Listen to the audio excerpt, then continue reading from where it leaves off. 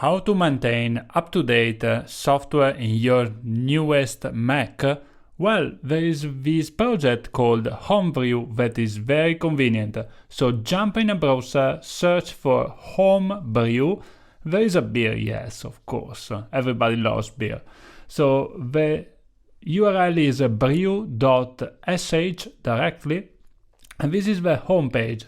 First of all, we need to install Homebrew in our system. So let me try to magnify, and the first step is only copy the command line in the URL.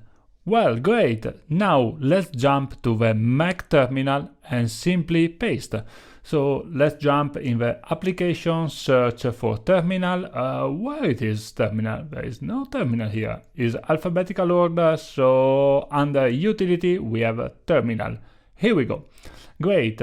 So simply now let's magnify a little bit and also enlarge the chart so everybody can read. Yeah, this is good enough. Okay, now let's paste all the command. Basically it downloads from the official website the installation script, and after typing the password you are ready to start the installation process. This is completely automatic. Basically is downloading also some dependency. For example, I was missing the command line tool for Xcode 14, and now it's taking care of downloading the relative software and installing on my workstation. So what is Homebrew? Well, it's a command line utility that is focused on installing and maintaining up-to-date all the software of your computer. Most of the projects are open source projects, so everything that pop up in your mind, for example, the GIMP, the image editor, or FFmpeg, the popular video encoder, are available and up to date. It's very convenient because when you would like to update the software, you don't need to get crazy in your Mac or also managing the dependency. You simply do brew upgrade and you are in peace of mind. Basically, you are accessing one of the biggest archive. Is like a software directory there for all the open source software. So it's very convenient to have in your workstation. This command line interface seems very geeky, but trust me, it's very worth it, because basically you don't need to care about anything. Right now is after matching the prerequisite, the command line tool for Xcode is actually downloading all the software, and this looks like very popular to developer because it's basically fetching a Git repository. As you can see, the objects are popping, are fetched from the remote server to my computer, and this is also very convenient to maintain up-to-date the software. The performance may vary based on the network and workstation performance, but I have a newest M1, so I'm quite confident that it's not going to take longer. Basically, this is only a file download waiting time, so the performance of your network are very important. So, what is going on underneath? Well, the software is getting downloaded with all the core collection of instructions, of the formulae. The formulae are like a recipe. Imagine you are like a chef that you would like to bake a cake.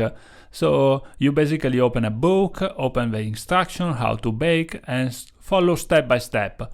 Well, Formulae is the same story. There is some instruction how to bake your software, and there is information where to download the software, how to compile, and in the end how to use it. So everything now is ready to be used, and as you can see there are only 2 additional steps needed. While we can't only type brew and move forward without doing these 2 additional steps, well, because the brew command is not ready yet in our path. Basically, our user don't know how to search for the brew command.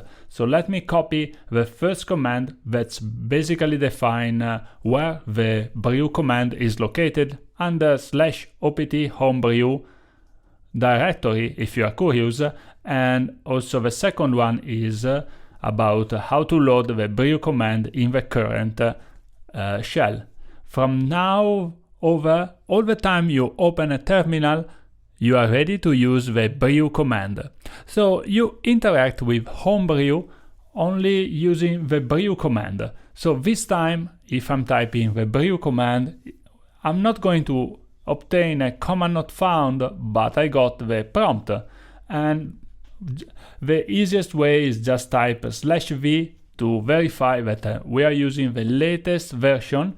And as you can see, there is the Homebrew core. So the list of the core recipe are already installed in my workstation. So now we are ready to use it. For example, let's search for a software. Let's search for Ansible, and we got some result. As you can see, there are different options at the moment. There are 6 different options based on different versions, 2.8, 2.9, or the latest available, as well also some other additional components that you would like to install in your system. I found also a very convenient way to explore the formulae available, not only the command line, but also the website. A website that is very useful. And so let's jump back on the brew.sh.